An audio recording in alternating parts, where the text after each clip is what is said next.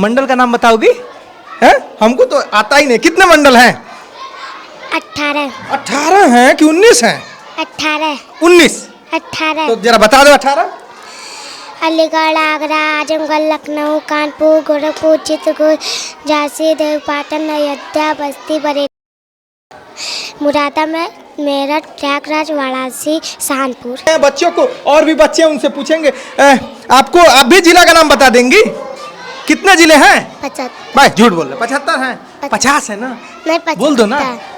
Ali, Ayodhya, eight, Agra, Badaun, आजम, बरैया, अमेठी, बीजम, रोहवलिया, बंडाबाग, देव, बरेली, बस्ती, बाराबंकी, चंदौली, पटेल, इटावा, बुलंदपुर, फिरोजापुर, कवादा, लल्ला, राजा, चित्र, गाजिया, गौतम, गुंडा, हाथर, जोईजन, जलौना, मिर्गोरा, कापुर, गाजी, काशी, कसम, मेरठ, मथुरा, मेरठ, लखनऊ, मिर्जाबाद, मिर्जा, पीली, रवे, सामनी, संत कवि, संबरा, सीता, सारूगंज, प्रताप, रामपुर, नवास, कानपुर, नगर, देहाती, जिला 75 संगाती। 75 बोली हो ना? कौन सिखाया है? सर। तो घर पे कैसे रटती हो? ऐसे। भैया 75 जिला हम भी ना बता पाए इतनी एक सांस में। हमारे कैमरा में तो 15 ना बता पाए है ना। देखिए हंस रहे हैं। बता दोगे 20 थे?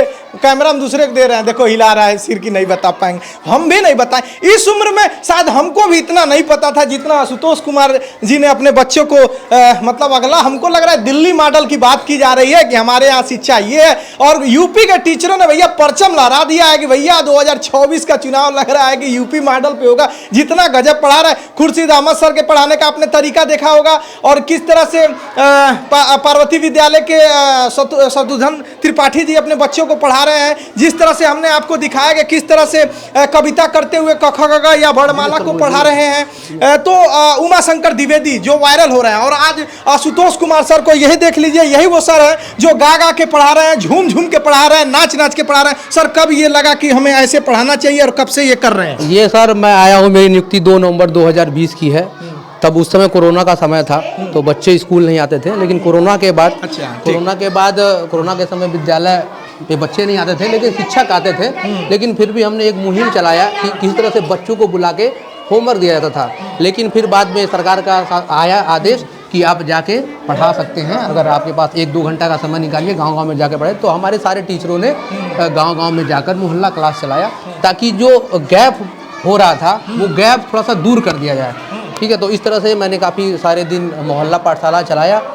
और जब बच्चे यहाँ पे आए तो थोड़ा सा दिखा कि हाँ गैप तो है, क्योंकि कुछ अभिभावक के बच्चे जो हैं ठीक है वो अच्छे थे तो उनके अभिभावक सक्रिय थे इसलिए वो ध्यान देते थे।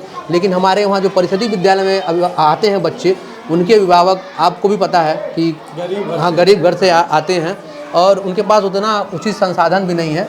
वो यहाँ पे आके छोड़ देते हैं। बाकी जिम्मेदारी मेरी है क्योंकि मैं ही उनका माता हूँ, मैं ही उनका पिता हूँ और मैं ही उनका बड़ा भैया हूँ और मैं ही उनका चाचा हूँ। कुछ भी कह लीजिए, मतलब जो भी समस्या होती है मेरे स्कूल के बच्चों को वो कहते हैं सारे टीचर से बेझिझक जो भी समस्या है। ठीक है, और मैंने इसी को देखते हुए विद्यालय में काफ़ी बैंक का भी स्थापना किया था ताकि गरीब बच्चों के पास अगर ना हो तो जैसे शिक्षण कार्य के दौरान कोई बच्चा बैठा ना रहे, ठीक है, उसके लिए मैंने काफ़ी बैंक की भी व्यवस्था की थी।